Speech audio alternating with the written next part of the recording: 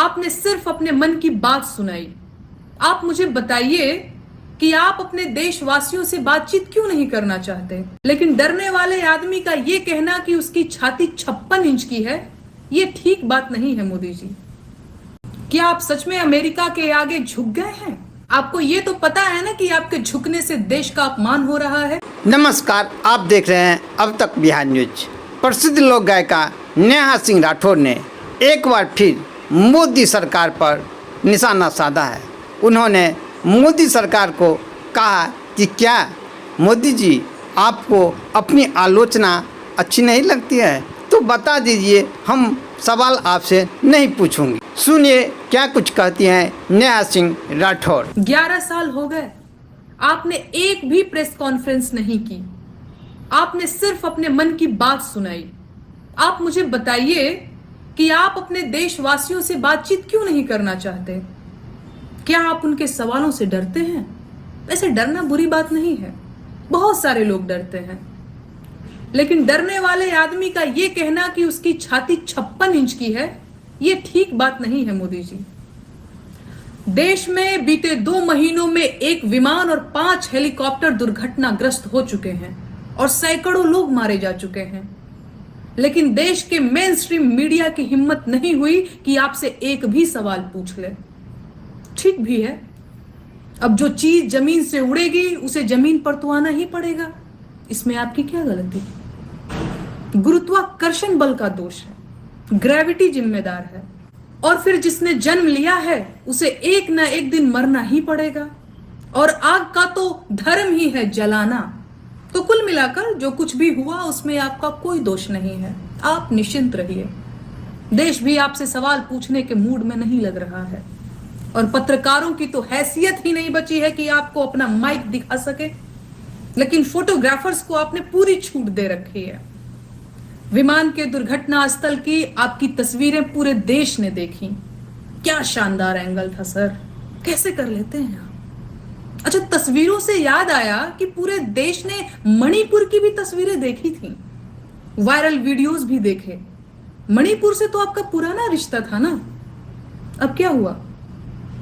मणिपुर में औरतों की नंगी परेड निकाली गई, आंखें निकाली गई, गले काटे गए, घर फूके जा रहे हैं, और आप बिहार में रैली कर रहे हैं। क्या आपका काम सिर्फ भाजपा का चुनाव प्रचार करना है?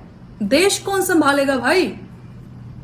मणिपुर इसी देश में है ना, मणिपुर में आपकी ही पार्टी है ना, उसकी तबाही की जिम्मेदारी आप लोग क्यों नहीं ले रहे हैं? क्या हुआ बेटी बचाओ का?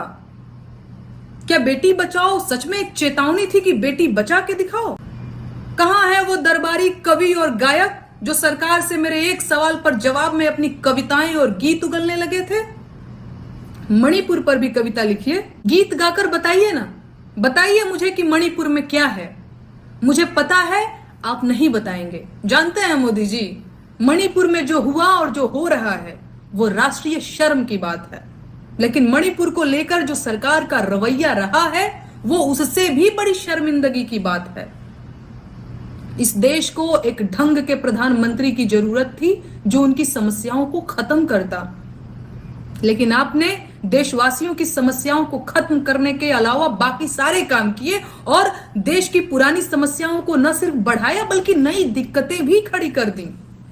सच ये है कि आपने पूरे देश को एक भटके हुए अश्लील रंगमंच में बदल दिया है, जहां आपकी पार्टी के नेताओं और समर्थकों को कुछ भी बोलने और कोई भी तमाशा करने की पूरी छूट मिली हुई है। आपके अपने लोकसभा क्षेत्र वाराणसी में मेरे खिलाफ 500 लिखित शिकायतें दर्ज की गई हैं, FIR दर्ज करवाई गई, वो भी सिर्फ इसलिए कि मैं आपकी आलोचना करती हूँ, सवाल पूछती हूँ।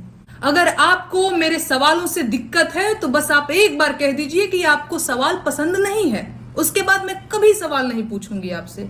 आप बस एक बार कह दीजिए कि आपको अपनी आलोचना पसंद नहीं है, मैं आलोचना भी नहीं करूंगी। लेकिन आपने हर बार कंफ्यूज किया है। आप मन की बात में कहते हैं कि आलोचना करो, सवाल पूछो, लेकिन सवाल पूछती हूं तो FIR हो जाती है। अब आप बताइए कि इतने सारे मुकदमे मैं कैसे लड़ूं? मुकदमे लड़ूं या गीत लिखूं, गीत गाऊं? बताइए आप, मैं क्या करूं?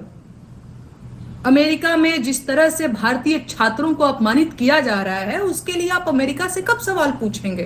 देशवासियों का सम्मान बचाना किसकी जिम्मेदारी है भाई? अमेरिका के राष्ट्रपति लगातार कहते जा रहे हैं कि उन्होंने आप पर दबाव बनाकर सीज फायर करवा दिया। आप अमेरिका की बात का खंडन क्यों नहीं कर रहे हैं? क्या आप सच में अमेरिका के आगे झुक गए हैं? आपको यह तो पता है ना कि आपके झुकने से देश का अपमान हो रहा है। आप देश का अपमान क्यों करवा रहे हैं मोदी जी? चुनाव होते रहेंगे, सरकारें बनती बिगड़ती रहेंगी, पर देश का सम्मान एक बार चला गया तो उसको वापस लाना कठिन हो जाएगा। क्या आपको देश के अपमान से कोई फर्क नहीं पड़ता? मुझे जानना है कि आप पहलगाम हमले के तुरंत बाद बिहार में सभा क्यों कर रहे थे? क्या आपको देशवासियों की मौत का कोई दुख नहीं था? पहलगाम हमले के बाद आपने ऑपरेशन सिंदूर भी किया और सीज फायर भी किया, लेकिन उन चारों आतंकवादियों के सिर अभी तक नहीं मिले।